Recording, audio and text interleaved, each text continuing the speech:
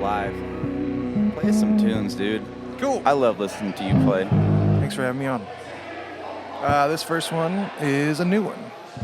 It's called You Make Me Feel Like.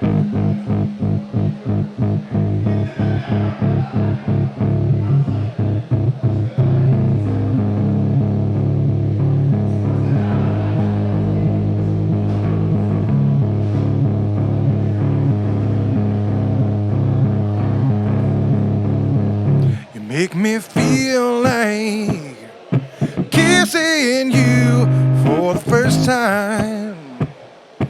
Baby, it's true, I gotta get this right.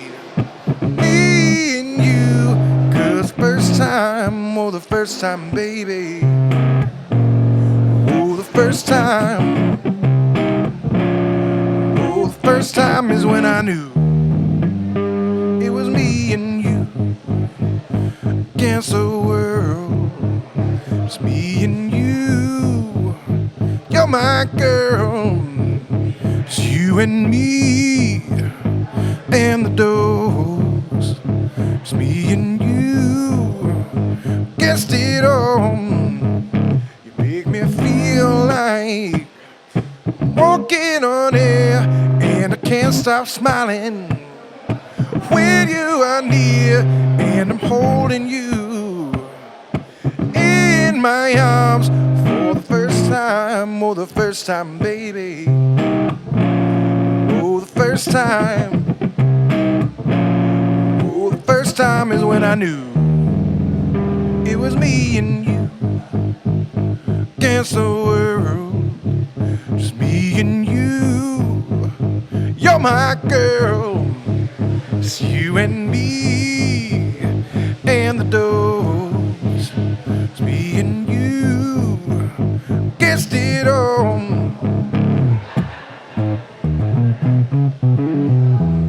Oh,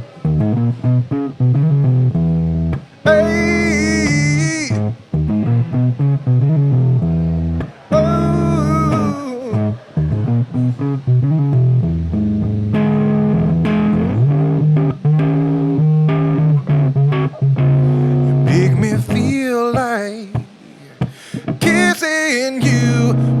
First time, baby, it's true, I gotta get this right. Me and you, 'cause the first time, oh the first time, baby. Oh, the first time. Oh, the first time is when I knew it was me and you against the world. It's me and you. You're my girl. It's you and me and the doors. It's me and you against it all.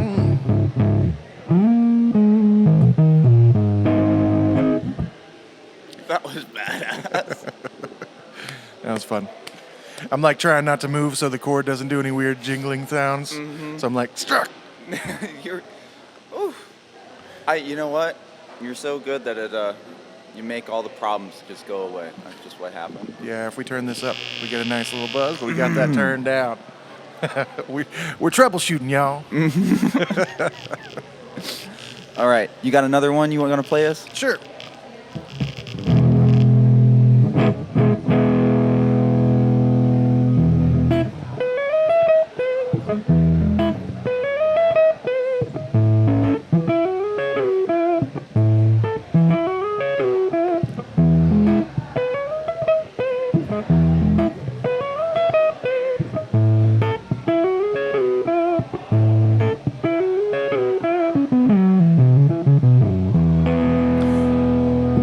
I've been sitting in my kitchen, oh, I'm waiting and I'm wishing for you. Come on through them doors, oh, to come and keep me company. We can ride out through the country, let's do just me and you. 'Cause there's nothing like that good love. Baby, you were sent from above, you're like damn good news.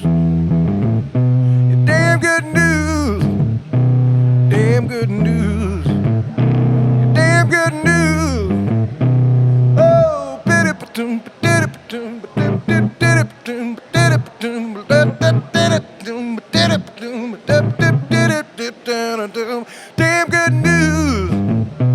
Damn good news. Damn good news. Damn good news.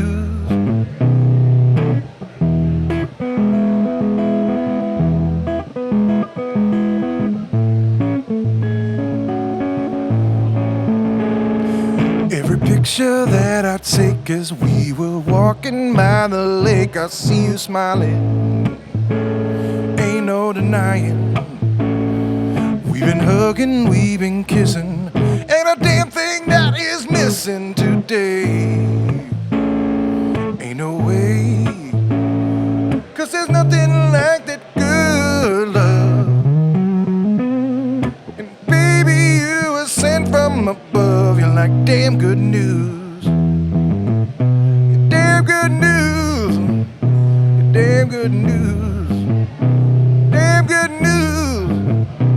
Oh, pity doom, did it doom, but did it doom, but did it doom, love did it doom, but did it doom, but did it doom, down. Damn good news. Damn good news. Damn good news. Damn good news.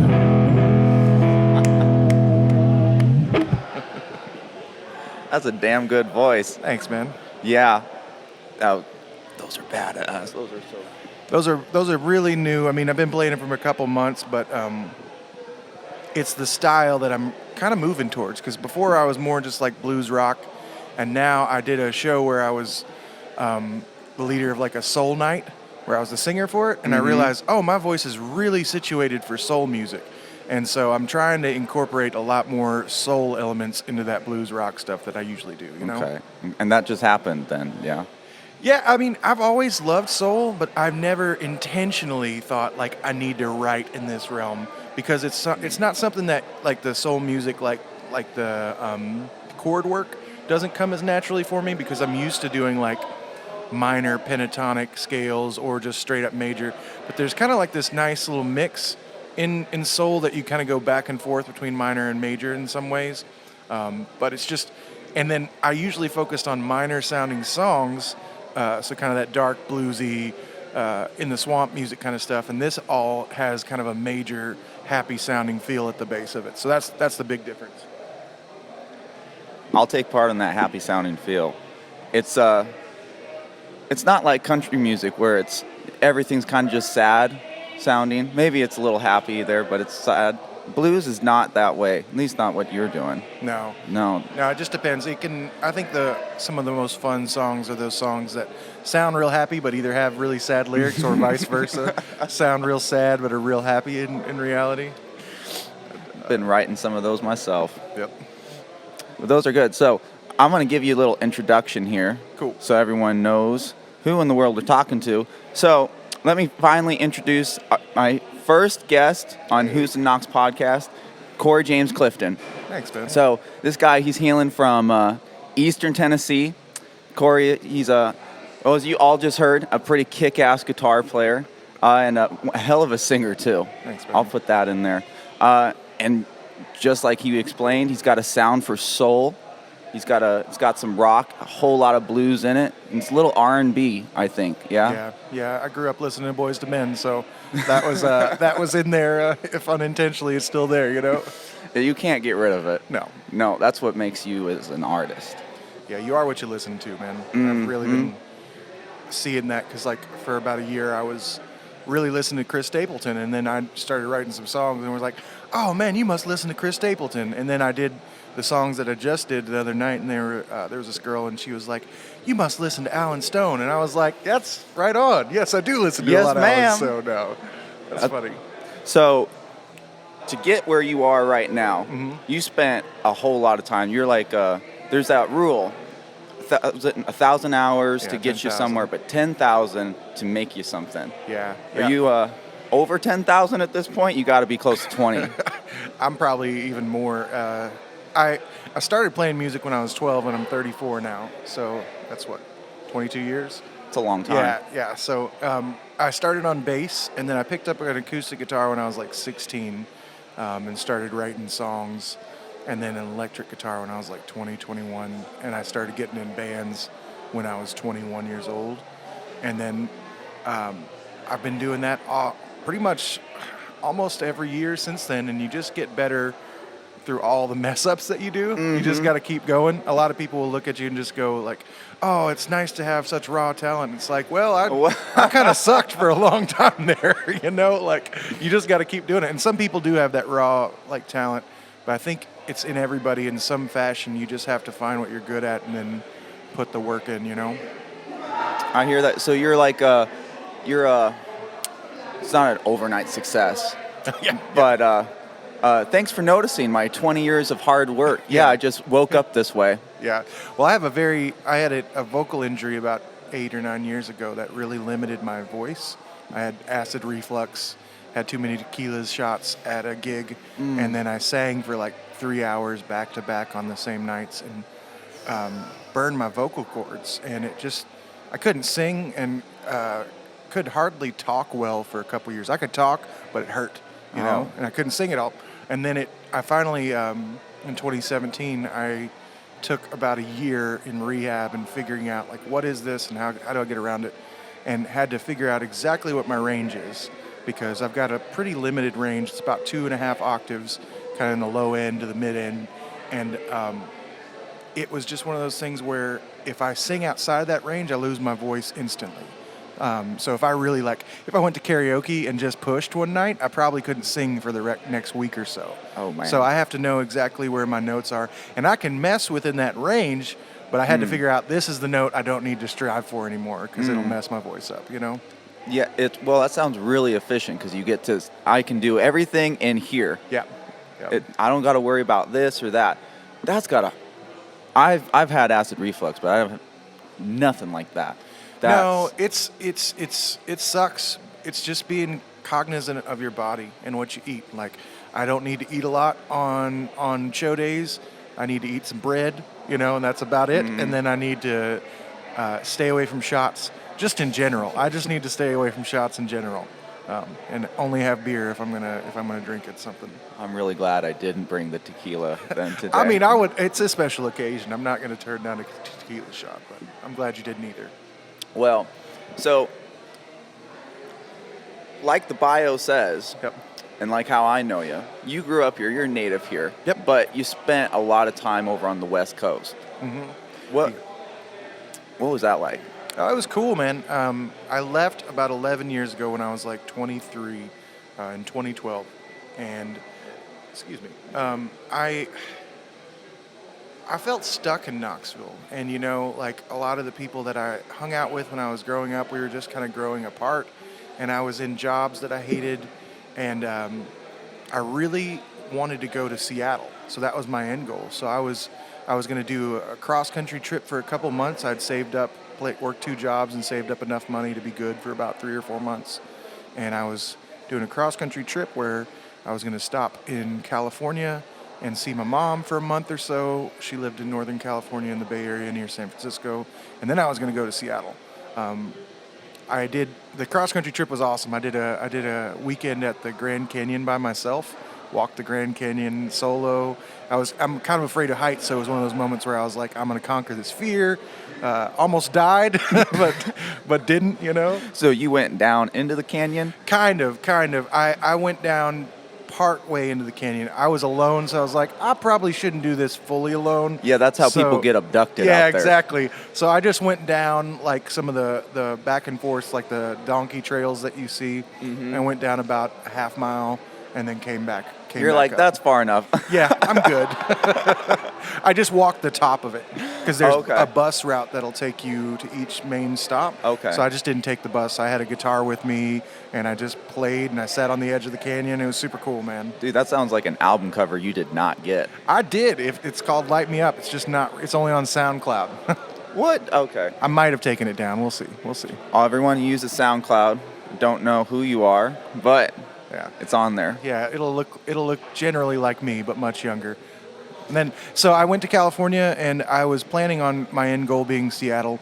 I stayed in California because I got into a car wreck, and I insurance didn't pay for anything. So I was like, well, I guess I'm staying here until I can get a new car. And then all of a sudden I had a band, and we played all around the Bay Area. We won a Battle of the Bands in San Francisco. We played New Year's Eve on, I think, 2014 to 2015 in a club in San Francisco downtown. That's got to be crazy. It was. I booked the whole. We had just won the Battle of the Bands, so we had a little bit of clout, and I booked the whole night, and it was the most successful night of music I'd ever done, like as a independent musician. And I was playing like New Year's Eve in San Francisco at a club downtown. It was super cool. It wasn't a huge club, but I still get to do it. Like it was awesome. He's like, this is my band. I'm here. Yeah. I made it. And then I had the vocal injury, and all band stuff stopped for a couple of years, which really sucked. But at that time, I moved to Seattle, and what was that like, cutting your teeth out there? Because that's essentially what you were doing, right? Yeah, it's where I learned how to be a band leader. I'm glad I did it there, because coming back here, it's been so easy to get in the scene for me here, because I've went through harder areas which have less like opportunity. There's actually a lot of opportunity in Knoxville to get gigs.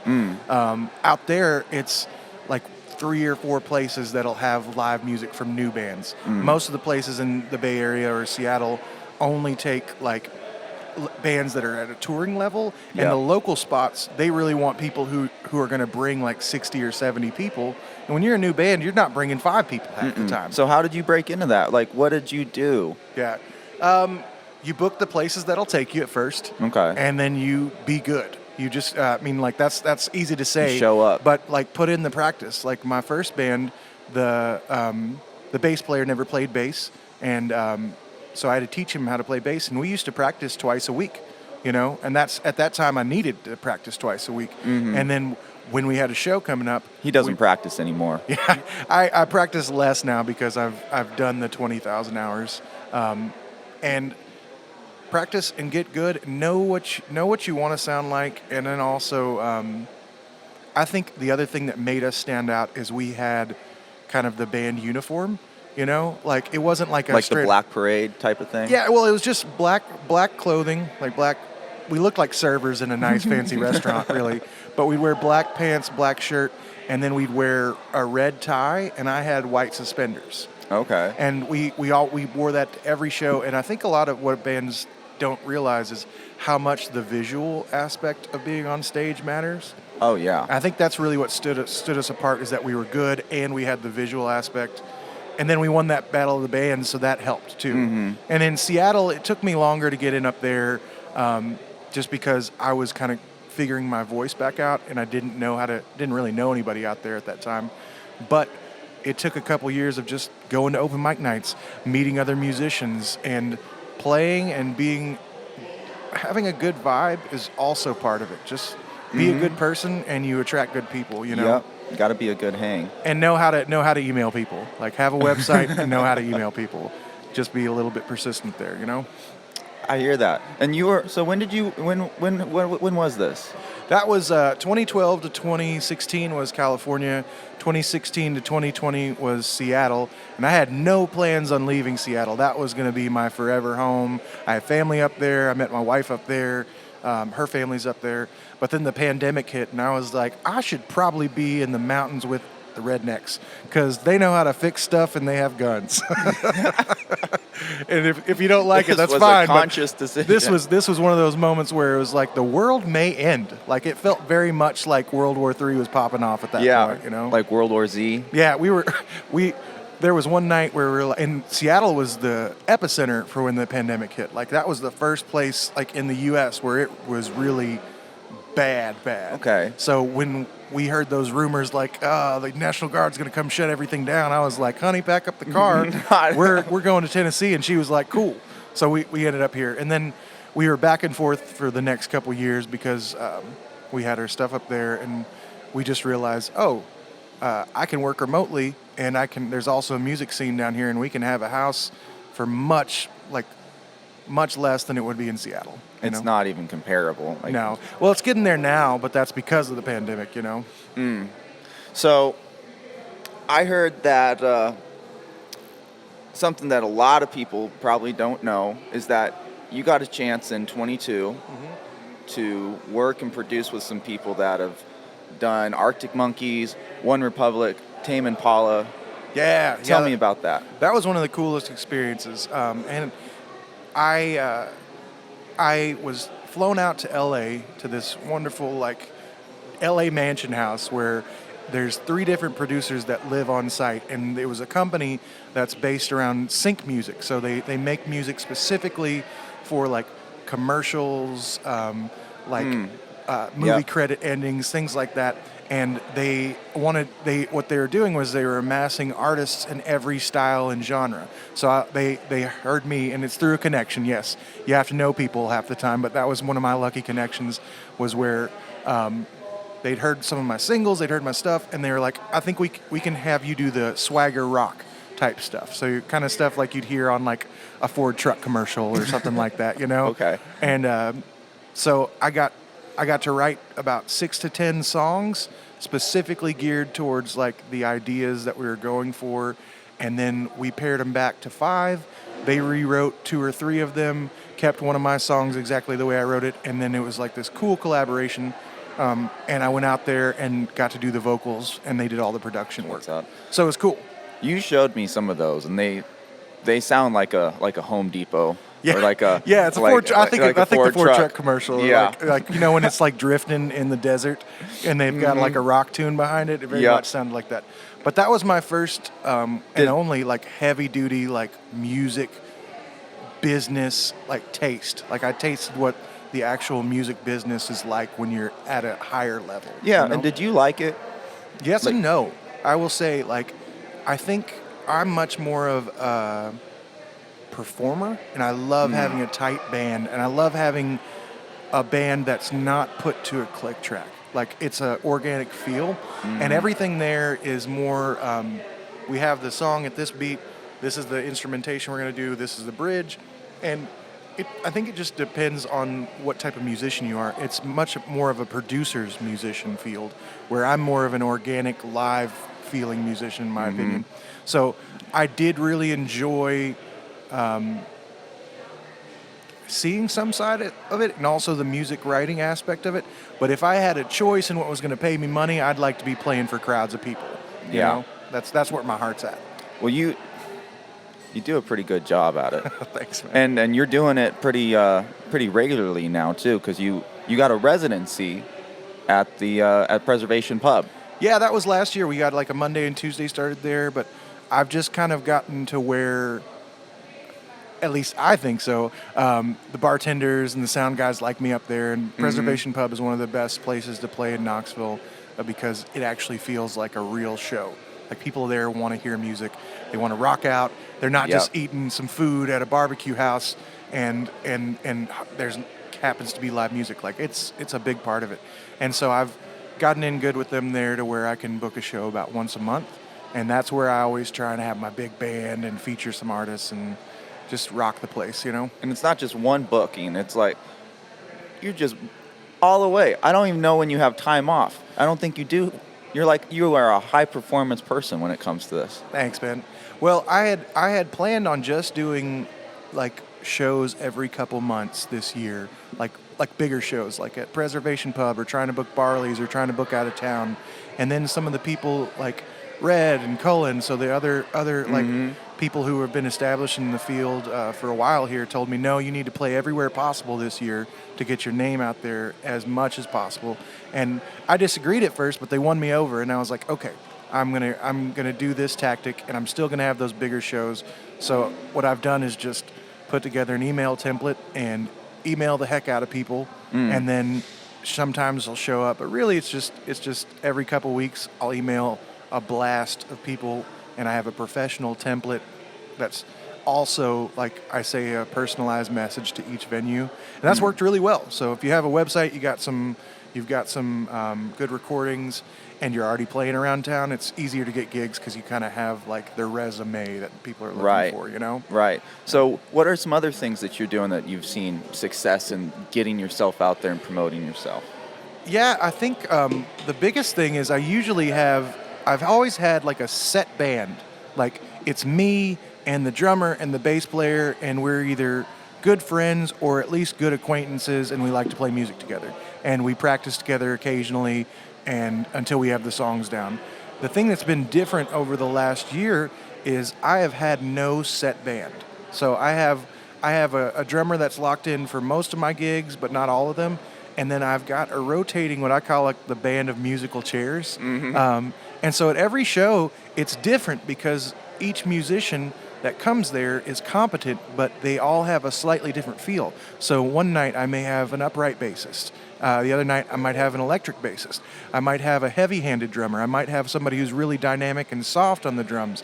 And then also I've been meeting up with people that play like trumpet and people that play saxophone, and every night it's been kind of a different group of people, and you never know quite what it's going to be, but they're all competent. And I've also simplified my songs to where they're all jammable. So like instead of worrying about it being this riff leads to this thing exactly, I've tried to take the songs and make them a little bit easier to play if you're just sitting in. And that makes it to where these musicians can really shine. And if you have a good vibe and you have good musicians that know like how to play, then I think that's the other thing. Is the biggest thing is my vibe. Like I've had musicians in the past who are friends or people, and they've had like either I or they have had like a negative attitude in some ways. And when you have people that just fill in, they're only there for a night. So you're not managing anybody's ego. You're not managing anybody's like, well, this went wrong and we could do this better. It's just that happened and we played pretty well. Yeah. And then everybody's like, I'll see you at the next gig. And we don't have that locked in exactly. We're not worried about it. So it's just more fun, you know? Yeah, you're not trying to build like a culture. Everyone knows who you are. This is how he rolls. But I would disagree. I definitely want to build a culture, but it's not like the business isn't the band. It's I'm the business and I'm hiring people on for those nights. Yeah. I would like to have a band locked in, but until I'm touring, if that ever happens, I don't see it happening, you know? Yeah, well, I think you'd make a great tour. I mean, yeah, thanks. What do you got to do to get on tour, though? That's the thing is just, for me, I don't see touring at like where the only way I know how to tour myself is I do the same thing I'm doing in Knoxville but in other towns. Email venues, book a date, and then I have something there. But I don't have the money to promote myself really well enough to get like people in the door.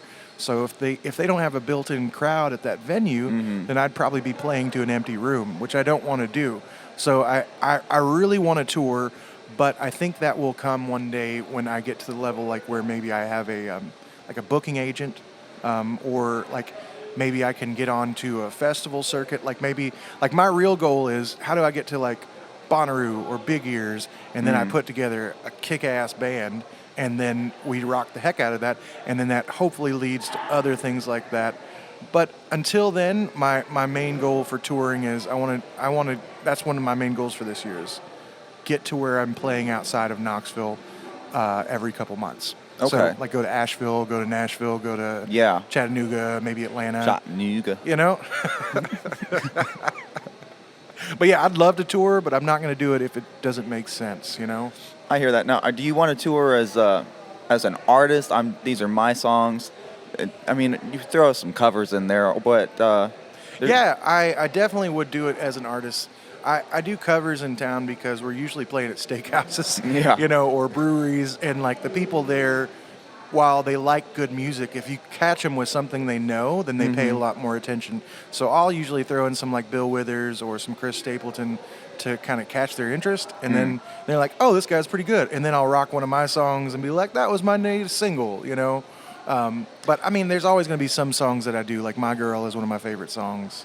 And well, you've been compared to a lot of different people. I mean, you like Chris Stapleton, and what are some others? Lake Street Drive, comes to mind. When you're going out and you're doing all that, do you said people like, oh, you sound like them, so, but you didn't always listen to them. So what were some things that you listened to a lot? When I was young? Yeah. So growing up, this is funny. I really meant it when I said I listened to Boys to Men. Like, that was the first band I ever remember hearing, and I was like 3 years old. And then the other ones that were like the songs, I Swear, all the boy band stuff.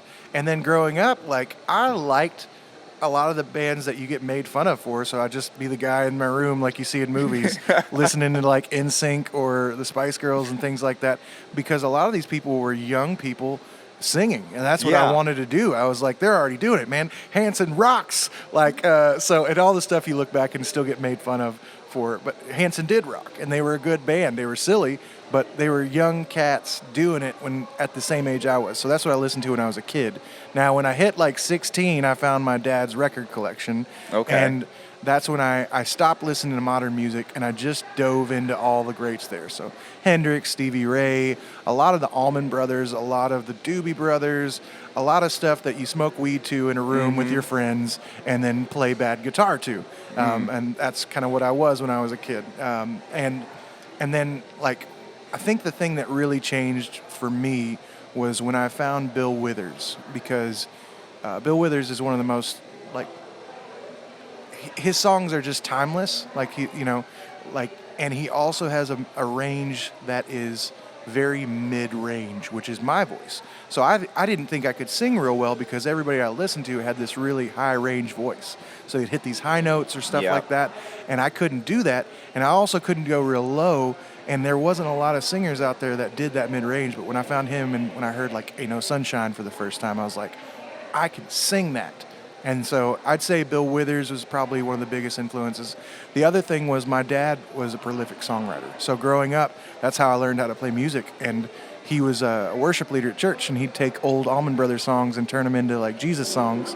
And so I'd be on the bass, playing Whippin' Post, but add like a Jesus version to it, and Dad would be singing. So that's really where I learned how to play music, was through that. What does it mean to Jesus-fy something? You just change the words to be worship songs rather than like instead of listen to the music, it'd be listen to the Spirit.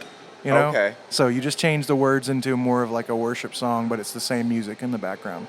You should be getting gigs at churches then. What are you doing? My dad still does. I help him out, and my brother does some worship leader stuff. I just you have to be able to learn songs real quickly at churches, and I don't learn real quickly with guitar. Like, it would take me a couple weeks where you need to be able to learn it in a day for like church stuff, because they're changing out the music every week. Okay. So I feel like it would just take too much of my energy. But I will go play bass at churches sometimes, because I can play bass and just enjoy it and not have to think about it. Okay. Yeah. So what are you listening to now? Anyway, what's on your noggin? The most recent has been this last year has been the year of Lake Street Dive for me. They are just a phenomenal band, and it's also cool because they're really like hitting their stride on the radio in the last year too. Like, I'd found them a couple years ago and liked them, but I've heard them everywhere I go now, and I'm like, they're doing it. Good job. So Lake Street Dive. The year before that, so this, as a musician, what I kind of do that's different than some is I'll find a band and I'll listen to them, their whole like discography, for about 6 months to a year, because I really dive deep into that, and that really affects my playing style too. So before that, I was listening to Chris Stapleton. I listened to a lot of Alan Stone. I listened to a lot of I don't listen to the old stuff as much, but I used to listen to a lot of like Hendrix and Stevie Ray and things like that. But I think once you've listened for like 15 years, you're like, I need something new. But I'd say Lake Street Dive, and then I also do just the general like folk rock or folk pop on playlists on Spotify, and just let that run, and then I'll hear somebody and I'll be like, that's it, or lo-fi beats if I'm trying to get some work done. 15 years? Got to put 15 years on an artist. Yep. That's cool. So you're a Spotify guy, or are you an Apple Music kind of guy? Spotify, yeah. Spotify. I used Apple Music once or twice when I first got my MacBook, and that's about it. Well, praise God, praise Jesus, you're using a Mac. Oh, man. Doing it right. Yeah, it's the creative one. It's set up for easy stuff for creative people. Yeah, I mean, speaking on creative, how would you describe yourself as a songwriter? As an artist? Like, what is it that kind of drives you to do that? I think for me, songwriting has always been a free form of therapy. You know, like how do I express myself? Because I'm a very emotional person. I'm a very empathetic person, and so sometimes I feel stuff that nobody else feels. Like I'll get a vibe, or like maybe I just feel it 10 times more than the regular person, and so that doesn't always work out well in like normal situations. Like that's why me and girls didn't work out a lot when I was younger because I didn't know how to handle that. But I think that free form of therapy. The other thing is I feel like when I was younger, I used it just for therapy. All the songs would be about ways for me to work through any sort of like issues that I was going through or things that I was angry about. But now that I'm well seasoned at 34, that a little bit older, I'm writing songs because I want them to be fun too. So like instead of just like sad stuff or angry stuff, I've intentionally changing my art to be focused around joy in some ways as well. And I think at the core of what I think I do differently than other songwriters is I'm a less is more type of person. So instead of trying to wow you with my knowledge or word choice, I think it's how do I say not always the least, but how do I say the least and capture the emotion with simplicity and really like tug into that place, because I think that, and it's not just words, I think that my guitar with my vocals is one instrument. You know, I don't think of them as like, here's the guitar part and here's the vocal part. With my songs, they're very much hand in hand. And so that's what I try to do is how do I keep this, what's the simplest way I can say this to emote the emotion that I'm going for here, and then also leave things in for interpretation in some ways, because if you tell them exactly what the song's about, then they might not be able to connect to it if you just didn't say anything at all. So are you writing this, do you write something for yourself to get something off your chest, or do you write, it sounds like you're writing for someone else? Yeah, I do both. I'd say like if like back in the day, breakups were the best because I'd write albums were worth of material. They were awful, but they were the best for material. But now I'm in a stable, loving marriage, so I don't have we have fights. Someone leaves the toilet seat down, like, you're like, oh, I gotta write a song. I don't have the life-shattering like sadness like I used to. I have like normal everyday emotions from being in a stable, good marriage. But what I've been doing lately is when I see my friends get into a new relationship, I'll like eyeball it and I'll be like, how can I use that and put my mindset into that? So a couple of these songs were like that, like seeing some people get into a new relationship and how that feels. Or the other thing I'll do is like, if me and my wife have a fight, I'll use that anger and then I'll think of a story, like in my brain of like, okay, how do I attach this anger emotion into the story that I'm trying to tell? And then I'll also take bits and pieces from my life in a lot of ways, like what happened 15 years ago in a story. A bit of that story will be in this song. What happened today will be in that song.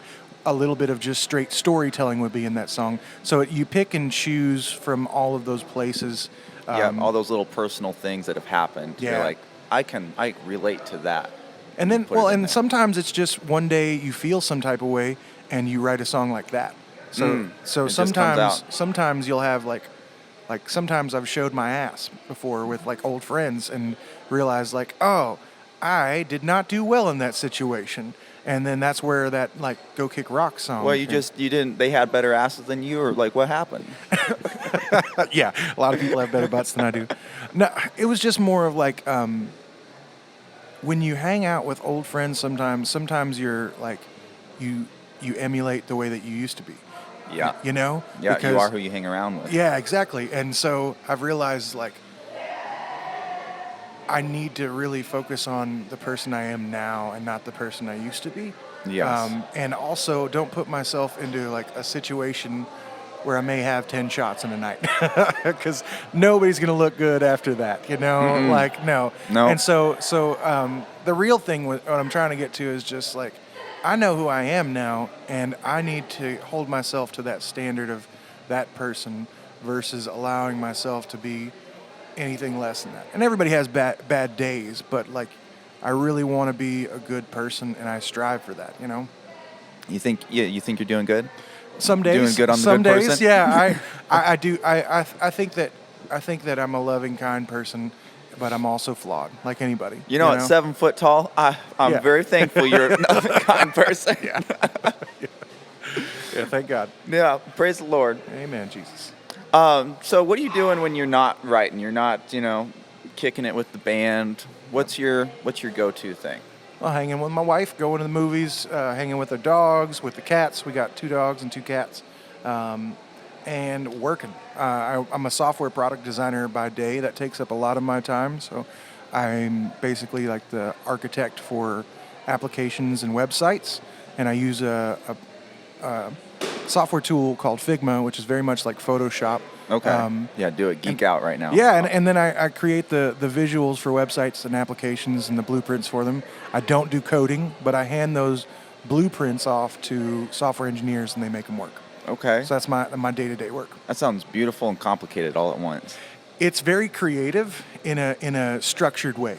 Okay. So you can't. It's not like art. There's definitely like you have to know the best practices, but I still get to create in my job. Mm-hmm. So I was always a broke musician, and then about 5-6 years ago, I was like, I don't want to be broke for the rest of my life. And I took about 6 months to look into different career paths, and I was like, well, I'm in Seattle. Tech is probably a good one to get into here at Seattle. Yeah. And I did a boot camp, and then I got really lucky and landed an internship at a company, and I've been doing that for the past 5 years. So, and it's great. I really enjoy it. I'm kind of hitting after 5 years, my first little zone of burnout, but it just means I need to take more days off here and there. Yeah, I mean, you could always do something different within that industry, though. Yeah. I don't know if I want to learn another thing within tech. I love what I do, but the other thing that I'm looking at now is just, how do I get to that passive income point? So I'm starting to look at real estate, different things like that, to try and figure out how could I potentially retire in 10 years? Because if I can get into tech with no background, it makes me much more confident in my ability to do other things. Well, how can you do a crossover when you got music and you got tech? Yeah. How can that work?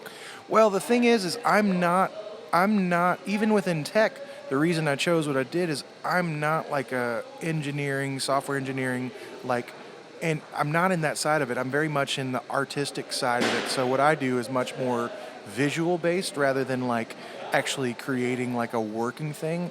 I make what it looks and feels like to people, and then they create that. So it's like user interface design, user experience design. So while I can make the concept, I can't make things work. So I still have to go through the same avenues as other people. And my passion really is paying the bills. Like, I want to be a professional touring musician. That's my end goal. Like, I'd love to be at the level of like Lake Street Dive 5 years ago, And I mean, I'd love to be bigger and doing those things. But that's the main thing for me is how do I pay the bills with a job I don't hate and then be able to play music? And that's what I've kind of been able to balance in the last couple of years. It's a tall order. It is. It's not as hard as you think. It just is. If it needs to be incrementally done. Like, I didn't get into tech overnight. It took me about 1.5 years to get my first my first little gig in there, and then it took me a couple years to get to where I wanted to, where I was able to work remotely and then pay the bills. And then on top, I didn't do any music while I was learning either. I put the guitar down. I knew that if I had guitar at that time, I sacrificed that time. So I put it down for about 1 year. And then once I got my first job, that's when I started playing again. And since then, it's just, okay, outside of family life and work, the extra time is going to go towards playing music. And that's what I've been doing. So it's hard to put it down. Yeah, it is. Well, there's seasons though too. Sometimes I knew that I couldn't be able to pick up a guitar and study at the same time, because all my mind would be like, oh, I'm going to learn this song or write something right now. So it definitely was hard. It was a hard 1.5 years, but it was so worth it, that delayed gratification. Yep. You get 2 marshmallows if you wait. Yeah, exactly. Yeah, so much. Yeah, you can have a house and play music. I don't have to Just live wait. in. Come Yeah. Here's an idea. Why don't you take that fancy guitar you got there and you Set it down. no. You want me to play some more no, music? You play a little music. You record that. Be like, all right, who wants guitar for their beats or whatever. I do bluesy guitar, and you just keep whipping it out, and they'll love it. That's the thing about that is I would love to do that, but I hate producing. So if I was going to do that, I need to, and I've thought about this. I just need to find somebody who wants to collab, like who wants to be the producer for what I'm doing. Oh, you don't. It's not. It's like this. You put your phone up. Yeah. You get on your social, right? You put your phone up. This is after you made your Etsy, okay? Yeah. And you're like, and you plug into your interface, and you're like, all right, I'm just gonna noodle here for like a little bit, like noodle. All right, bye. All right, jump over on your computer, chop the noodles up. Maybe you got 5 good ones. Post it. Be like, there they are. They're yours. Go for it. Yeah, but also like I'm a very big. Okay, that's a great idea, but I know myself, and I'm a big a big component of that is what gives me energy and what takes away from my energy. And when I do that stuff, it drains me so fast. Like I don't enjoy that. I've learned like what matters to me in like artistry, and that's why I've been booking gigs and playing live, is because that's what I love doing.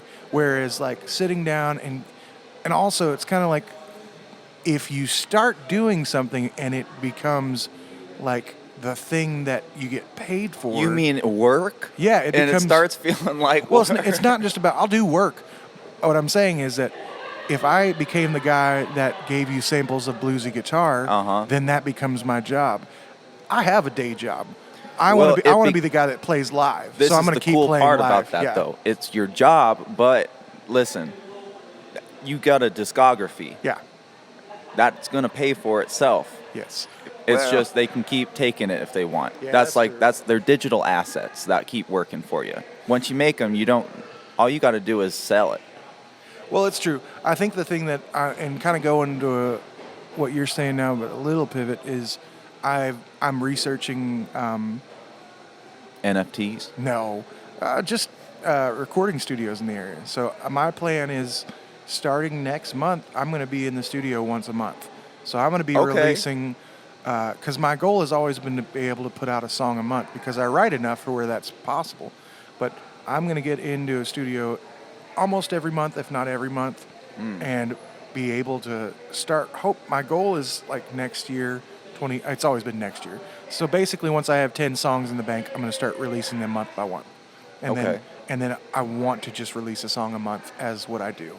Because as an artist that nobody really knows other than around Knoxville, I think that's the best way to release content, is so that I have something each month to say, hey, here's a new bit for me, rather than here's 10 songs and then it takes me 10 years for another 10 songs. It's like a little build up. It's a ramp. Yeah, exactly. Like, here's the release. I recorded it 2 months ago, but here's the release. It's coming, guys. Yeah, exactly. So that's my goal for content, and then also like doing things, because I like that. What kind of sounds are you going for? Or is it just kind of normal? Anything that comes up. I'm gonna build the band for each session depending on it, because I do write some more like acoustic-y, like singer-songwriter-y folk rock stuff too. But the first things I'm gonna do are probably record the 2 songs I played here today, along with the Sasquatch song. The Sasquatch song. Because I feel like that one has potential for some maybe viral stuff if it ever got in the right place. You're gonna have to get on TikTok, hire some of these people around here, go over to the college, be like, hey guys, can you make me some TikToks? Do a little dance or whatever you do with it. Yep. That's smart. Or no, you go to the middle school and you have them. Yeah, I'm a 34-year-old man. I don't think I need to be going to any school, bro. Now you call the principal, be like, hey, I need some cheap labor that's creative. You got some of that? Yeah. Do you have an art? I have 200. What do you need? Next subject. This is getting weird. All right. I'm just trying to help. Okay. Okay, so what's this deal about Sasquatch? I know, so you're the son of Sasquatch. Yep. That's it. Yeah, my daddy was Sasquatch. Now, I mean, it just really. I was in Seattle at the time, and Sasquatch is big there. Also in Tennessee, like we're in the woods, so Sasquatch comes up here. But really, as a designer, like a software product designer, there's a big art theme to that as well. So I was thinking about branding for myself. I was like, what matters? Like, what is something that people love? And I just was like, oh, Sasquatch, bro. Like, that's the thing.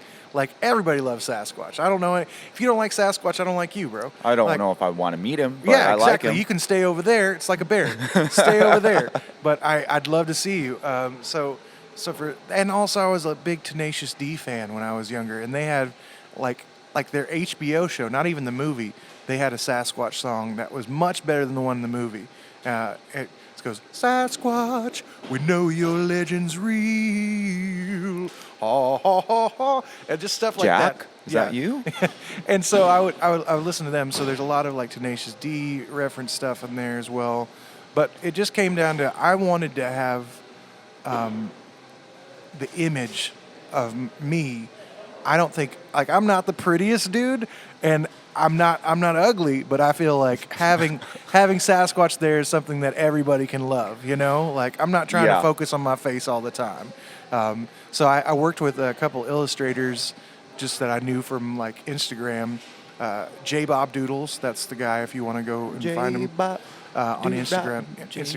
And he gave me like I would do commissions from him with Sasquatch, and he would do different styles with each of them. Mm-hmm. But the one that I have as my logo, that's on my shirt right here, that was my favorite one. So I've kind of kept with this here, and then with the Sasquatch song, it was just kind of something I was like, I'll write a silly song.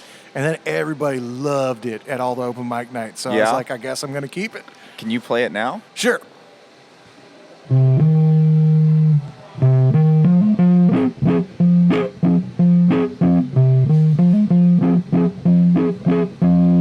Well, deep in the forest, what do I see?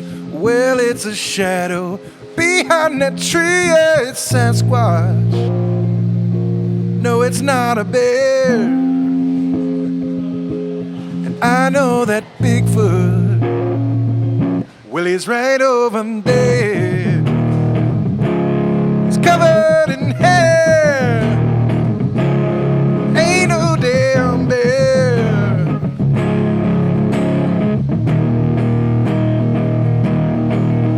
It was late in the evening. Know what you'll say. Well, he must have been drinking. Just ain't no way that was Sasquatch. No, it must have been a bear. But I know that Bigfoot, well, he's right over there. He's covered in hair. Ain't no damn bear.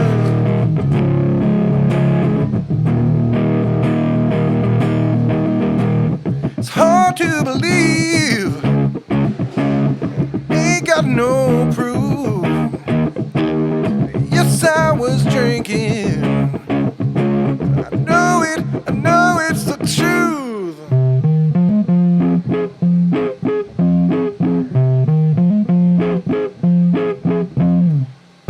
I ain't looking for fame, accolades. All that I want is someone to say that was Sasquatch. No, it's not a bear. I know that Bigfoot, well, he's right over there. He's covered in hair. Ain't no damn bear.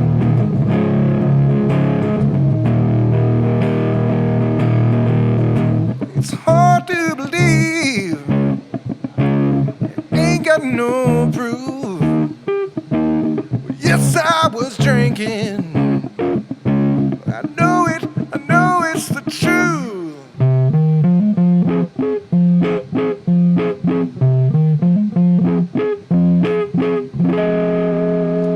Ooh, ain't Ain't no bear. Ain't no bear. That's a big old man. Big old man with a beautiful voice. That's I put up a video recently, and I was at one of my shows at Preservation Pub, and I was playing, and I have these stickers. I don't have one with me, but it's my Sasquatch sticker.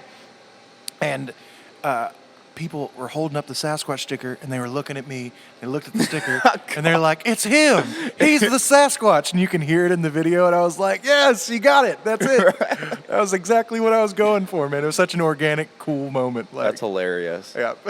Somebody just sent it to me. I don't remember who got that on tape.